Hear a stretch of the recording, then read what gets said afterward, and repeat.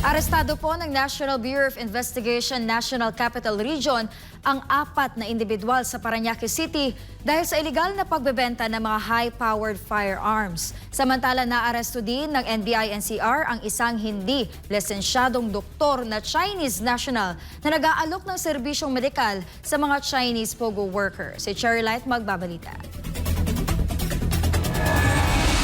Iniharap sa media araw ng Biyernes ang 4 na individual na sangkot sa iligal na pagbebenta ng mga high-powered firearms sa NCR at karatig lugar. Isinagawa ng mga otoridad ang isang operasyon sa Asiana Square, Parañaque City kung saan bibili sana ng 2 M14 caliber 5.56 rifles sa mga poser buyers sa halagang 290,000. Naaresto sa naturang transaksyon ang 4 na suspek na kinilalang sina Jerome Noki, Maximo Ayawan, Michael Douglas Loleng at Nilo Barnacha. These are not locally manufactured firearms.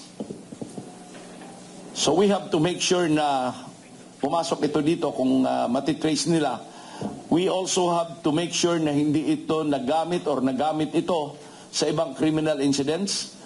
Sa ibang operasyon naman, isang Chinese national na si Yu Jiangxin alias Xiang Lin ang inaresto ng NBI-NCR sa isang entrapment operation sa Pasay City dahil sa paglabag sa RA number 2382 or the Medical Act of 1959 kaugnay ng RA number 10175 o Cybercrime Prevention Act of 2012.